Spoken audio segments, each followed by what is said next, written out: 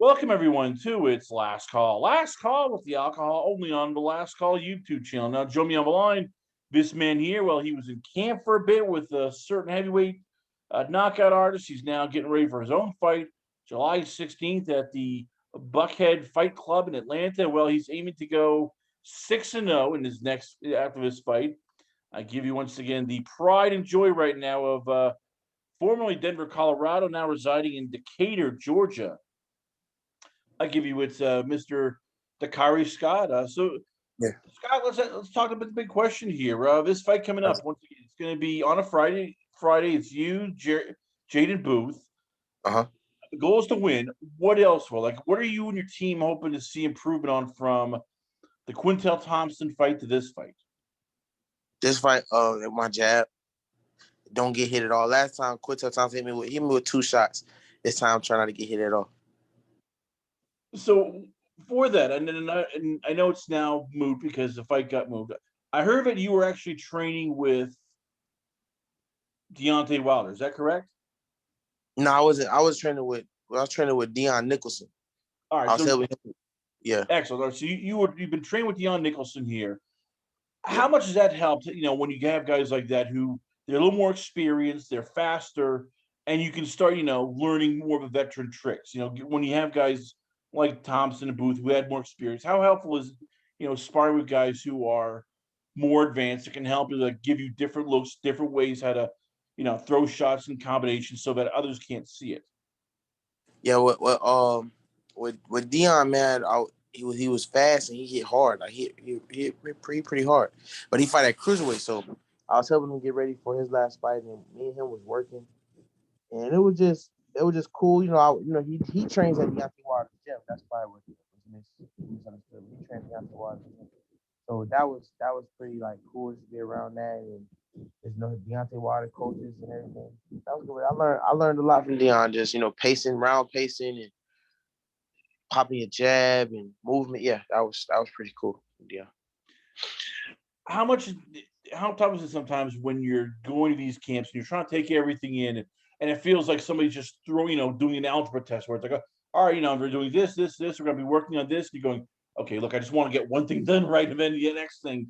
How do you balance it so that you're not getting overwhelmed sometimes? Just try to work on everything. I work on everything they say in one round. You can't get overwhelmed because we training it. It ain't just sparring it. We train it so when he spar, he want my coach. He want to see what I've been working on. Like let's see everything that I want you to work on. So I don't get overwhelmed. Most of the time it be out of everything he say, it'd be 2 things he'll have you say, I need you to do more of this or that. So I don't get overwhelmed. It's kind of just it's my job. It's what I do. When was there? I'm guessing there was a moment where all of a sudden you're holding your own, and you're probably even maybe getting the best of Nicholson because everything is starting feel comfortable. What was that like? Knowing okay, I can hang with this kid. This guy is a world caliber fighter, and I'm not only hanging with him, I'm giving him my own, and I'm rocking him. Actually, when Deion, he kind of told me he was like, they kind of knew how I was, so it was work. It was never like I got the best of him or I felt to myself I couldn't hang on. It was nothing like that. It was just more like we're stepping up. We stepping in competition. And Deion, he got a name. He was, he's ranked in the WBO, so it was kind of more just stepping it up. It wasn't more like I can hang, or I always know I can hang. I always knew I could be there, but I finally in the ring with top talent, so show that I can do it. And me and Deion it was great work. It wasn't like I got the best of them or nothing. It was great work. We worked real strong together. How tough is it though being the sparring partner? Because your job is to help them out. So sometimes you gotta mimic a guy. Sometimes you gotta, push him but not really hurt him. And how tough is that when you're doing all this and yet you're trying to improve? How do you find balance? How do you find, the perfect balance where okay, I'm gonna push you, but I'm not gonna try to hurt you. I'm not gonna try to embarrass you. Nah, it's never that. Everybody I sparred with from Brandon Glidden to Deion, they never say, I just want you to do this. I don't know. If they mostly be like, if you can knock me out, knock me out. Cause that's what gets them ready for the fight. Not taking it easy on them.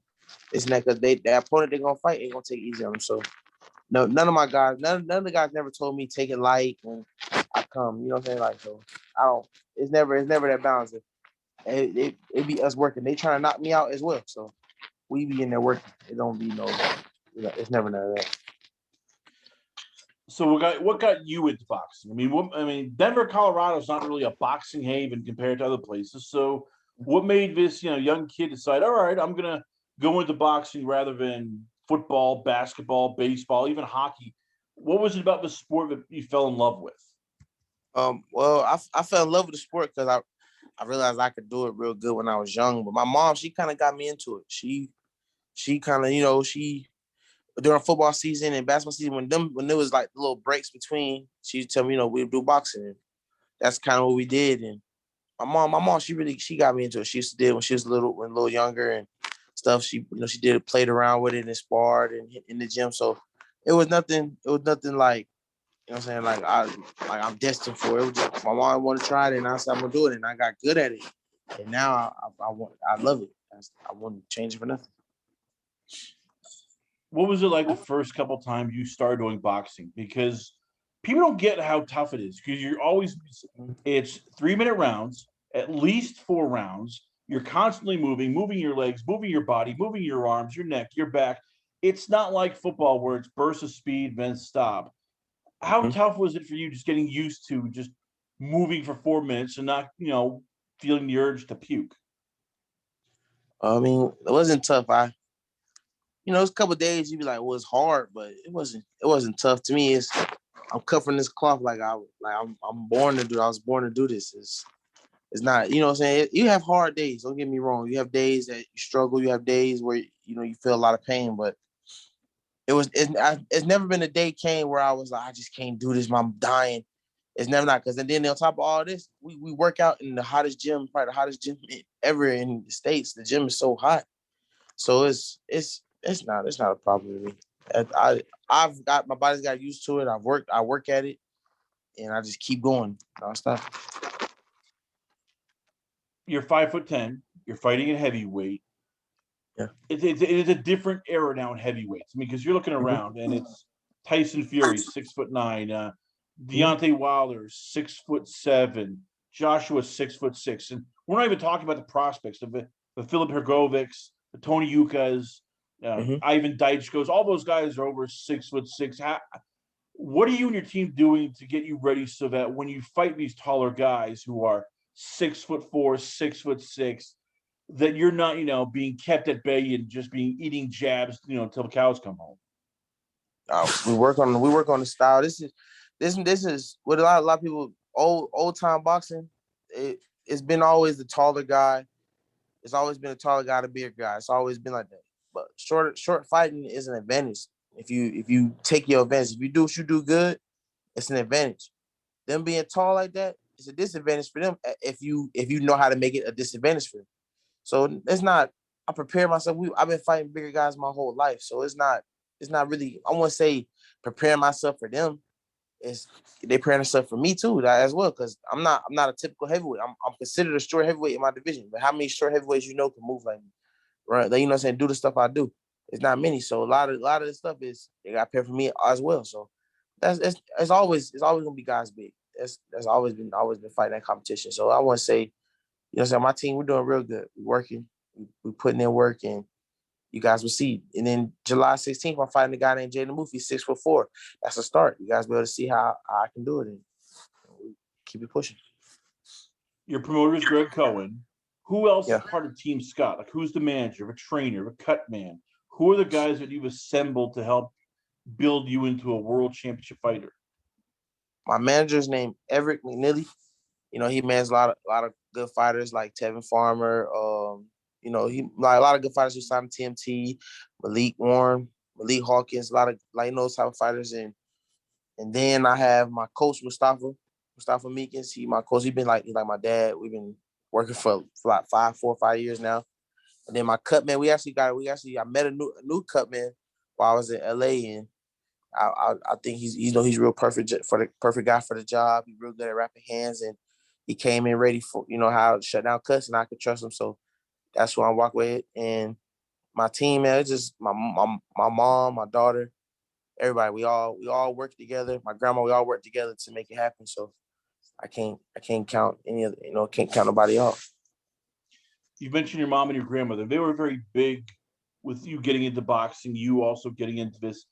How much does it help having, having them also, like, I'm guessing, look over finances, help with a diet, because they're there with you almost every day because, when you go Mhm. home, it's them. So how much do they also help as, a part-time, nutritionist, part-time business manager, people that who are going to go, okay, you got to put this money aside. You got to eat this, you can't eat that, Yeah. making sure you don't just blow up. Yeah, man, they play a lot before even with my money is when I didn't have any money and struggle at times. To this day, they watch my daughter for me so I can train. They give me money when I need it. Even when what I'm saying, even when they be like they ask me to do stuff and I can't do it because I'm training, they still look out for me. And that's real appreciated. My like they, what I'm saying, like they down. And like you can't ask for nothing more is, you got two strong women, they helping you out and they're always here for you. No matter what. Like mom, I told my mom I was in LA and she like, okay, I've been to LA for a week. I'm back and now, I gotta fight. And she's going through her things and my daughter, my daughter's one, so she's running around going crazy. And she needs, wants my help, but she understands what I have going on. So there's nothing I can do but respect that what I'm saying, that's my team. I give them, what I'm saying, I give my mom anything. Like that's my dog, man. That's my best friend. How tough is this doing all this when there's not much money coming in yet? And as I stress, yet, but, you keep winning, you're going to make some good money, but it's not like baseball, basketball, football, even Mm-hmm. hockey, where you're a rookie, you start making at least 100 grand, but you're taken Right. care of in the bank. But there's guaranteed money. There's Mm-hmm. probably fights I'm guessing you've made maybe $1,000 if you're Mm-hmm. lucky, or probably $500. It's not that big. How do you balance it? How do you? I mean, do you have to have a second job right now just so that you can put food on the table? Invest in your career and also, keep the lights on. Yeah, like I said, that's when I come in. I have a great team behind me that believe in me.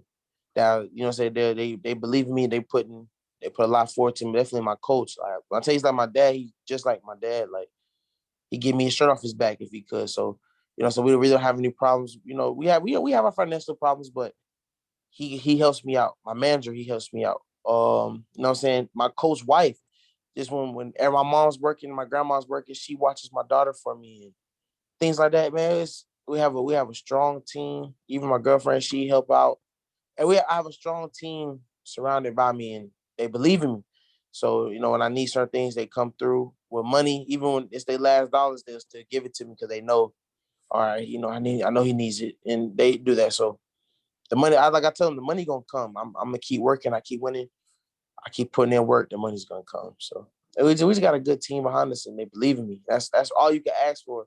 So as long as they doing their part, I got to do mine. So that's keep working hard and showing everybody improvement. And that's where it comes down to. Once again, ladies and gentlemen, we are proud to have him show. I give you, and he'll be fighting. It's going to be this Friday at the Buckhead Fight Club in Atlanta. Check your time and local listings for details. I give you it is undefeated heavyweight sensation. I give you it's Dakari Scott. Dakari, before I let you go, where can fans check you out at? Where is the Twitter page, Mhm. Instagram, website? Where can fans contact you at? You can find me on Instagram at __MACTRUCK _ Mac Truck. You can find me on Twitter at Mac Truck, and you can find me on TikTok at Mac Truck 404. And it's what I'm saying. I respond to a lot of my DMs. What I'm saying. I got my own promotional page. You can follow me at Mac Truck Promotions, and it's cool. I got a strong team behind me, like I say, and we kind of respond back to everybody, and that's kind of good. That's where you can find me. Dakari Scott, ladies and gentlemen, once again, we are proud to have him on the show. We wish him luck. Once again, it's going to be July 16th, the Buckhead Fight Club, Atlanta, Georgia. Check your time and local listings for details and for tickets and all that. We come back. Stay tuned for more great action coming up only on It's Last Call. Last Call with the alcohol only on the Last Call YouTube channel.